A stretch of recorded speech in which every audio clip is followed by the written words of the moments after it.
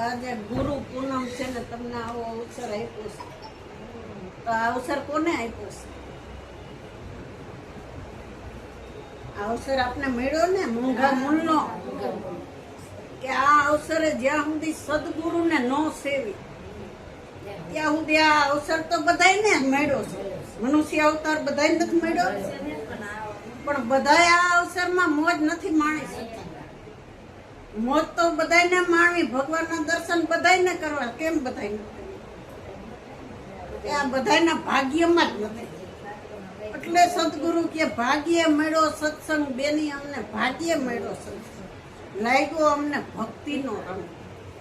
જ્યાં સુધી ભક્તિ કરતા હતા, પણ ઈ ભક્તિને તમને ગુરુ મળ્યા પછી ભક્તિ, આ બે ભક્તિમાં ફેર હતો.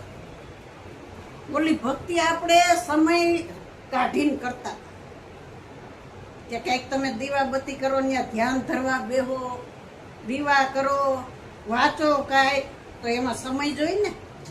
કામ કરતા કરતા થાય ગઈ ન થાય, એટલે કે એમાં તો સમય કાઢીને આપણે બેહવું જ પડતું મંદિરે.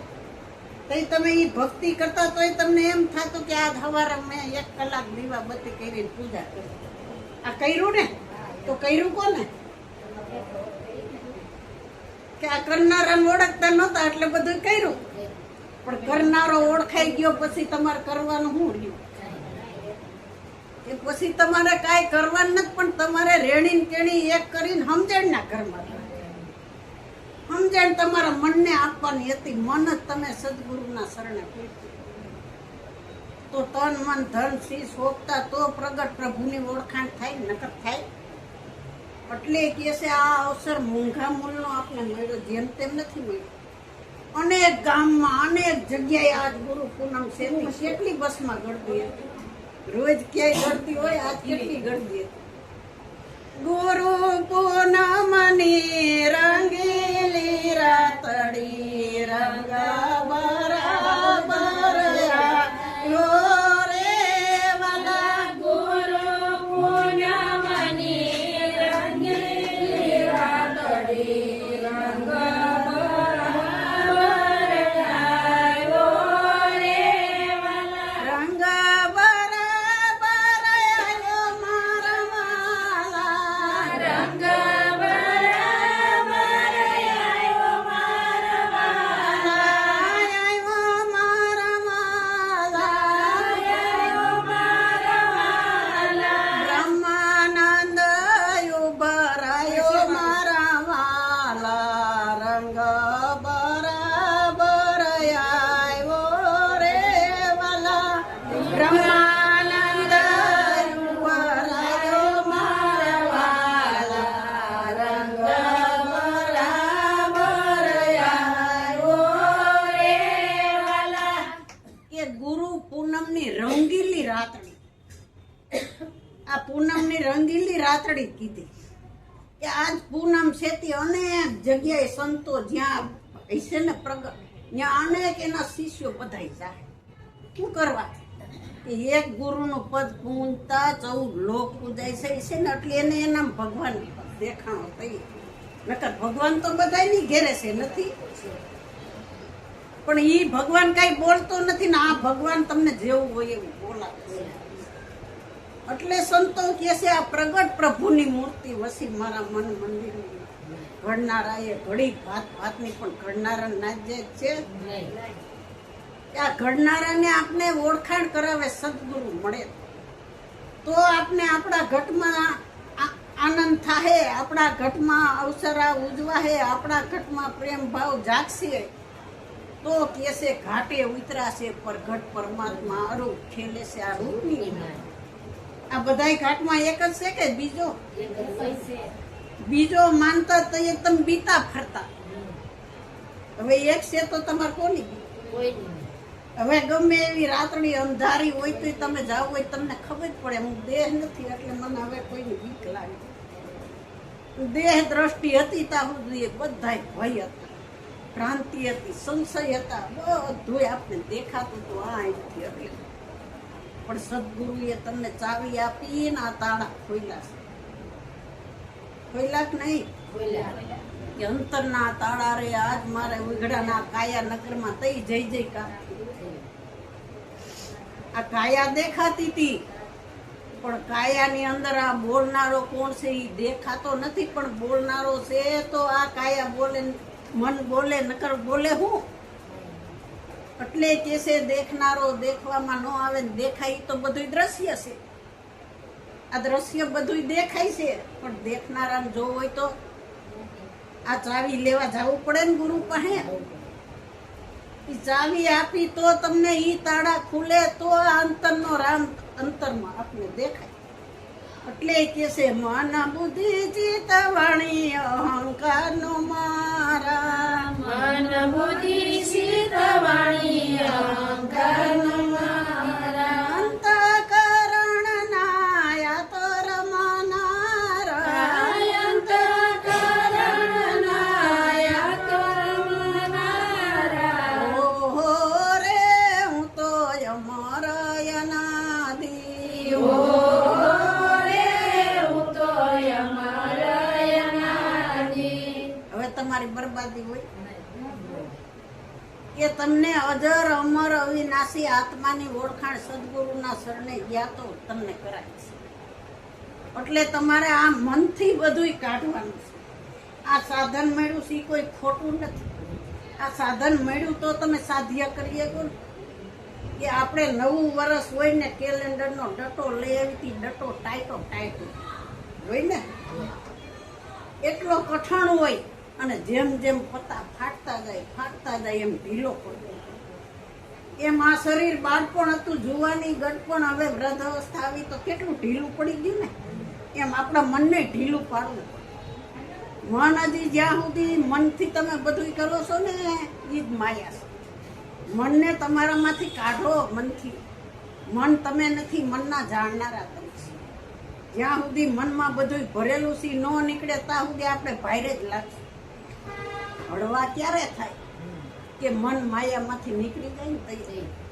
માયા આપણે શરીર લઈને આપણે આવ્યા હતા તો શરીર અરે કાંઈ આવ્યું હતું આ બધું ક્યાંથી આવ્યું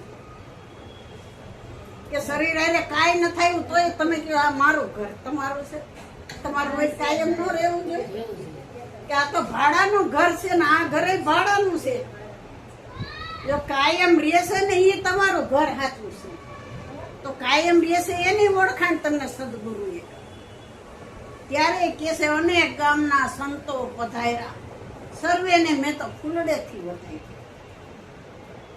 કે આજ બધાયની ઘેર સંતો પધાર્યા છે બધાય ફૂલડેથી વધાવશે તો ફૂલડેથી વધાવનારો અંદર બેઠો છે તો તમે ફૂલ નાખો ને અમુકની ઉપર નકર ક્યાંથી નાખો ફૂલ બધાય દેખાય છે તો એમાં સુગંધ છે તો ફૂલની કિંમત છે ને નકર છે આ ફૂલ રૂપી દેહમાં અટાણ પ્રગટ હાજર છે તો આની કિંમત છે નકર આની શું કિંમત છે આમાંથી આ સુગંધ નીકળી જાય તો આ ફૂલને ઘરમાં કોઈ રાખે એમ નહીં એટલે કે છે આ તારી કાયામાં બોલે તે કોણ છે એ જ પરમેશ્વર પોતે પણ બીજો માનીને આપણે બધું ભટકા મંદિર એક હોય તો એમાં કેટલા ભગવાન આપણે હમાતા નથી તોય મૂક્યા જ કરીશ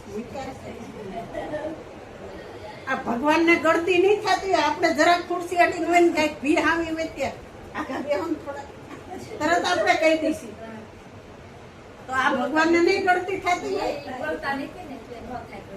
એટલે એની બધી તમને ખબર છે એટલે જેમ આવે એમ કરો છો પણ આવા પ્રગટ મળી જાય પછી તમારે શું કરવાનું છે એમાં ખોટી થાવી કરતા 1 કલાક ગુરુ અહીંયા આવી જાવ તો શું વાંધો કે આમાં તમારું અંતરકરણ શુદ્ધ થાય ને તમને હળવા કરી ઘરમાં બધાયનું મત એક નો હોય ને તે બધું કરવું પડે બધાય વાત કરવું તો પડે જ પણ કરવા છતાં તમારે કઈ થતું નથી તમે કરો છો ભલે નહીં કરવું તો પડશે બધાને કરવું પડે બધા સંસારમાં રહીને જ ભજન કરે આપણે એકલા નથી કરતા પણ સંસારમાં બે સાબડા હરખા રાખી કરવા કામ ભલે નહીં કરતા હોય પણ મનથી તો જુદું રહેવાય છે ને તમારે ભજનમાં આટલે ન થવાતું બધા હરખા નથી પણ તમને ઘેરે કોક મહેમાન આવ્યું હોય કોક આવ્યું હોય તો તમને પૂછે કે ક્યાં ગયા છે ગીતાબેન તો તમે કયો ઈ બેન કે સત્સંગમાં ગયા છે તો સત્સંગમાં ગયા હોય એટલે ગમે એટલું કામ હોય તો મૂકીને ગયા હોય ને તોય કોઈ વાત જ ન કરે તમારે. અને બીજે ક્યાંક બેહવા ગયા હોય ને તો તરત એમ કે કામ મૂકીને વહી ગઈ છે. પણ સત્સંગમાં જાવ તો ન કે હવે એનો સત્સંગ જ કરવાનો સમય છે ને, હવે એને આ કામની બળતરા હું કામ કરી દઉં. એને એવા ગુરુ મળ્યા છે, એવું જ્ઞાન મળ્યું છે. હવે એનું શરીર કામ ન કરે તો પછી એનું શરીર ક્યારે કામ કરશે? અટાણે ભજન કરી લે ને. આપણે જ કહીએ છીએ છોકરાઓના છોકરા મોટા થઈ જાય તો ભજન કરશે.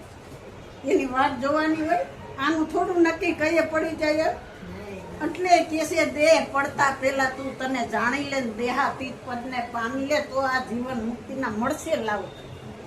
આ જીવતા મુક્ત થવાનું, મર્યા પછી કોઈ મુક્ત થાય ક્યાંક નથી.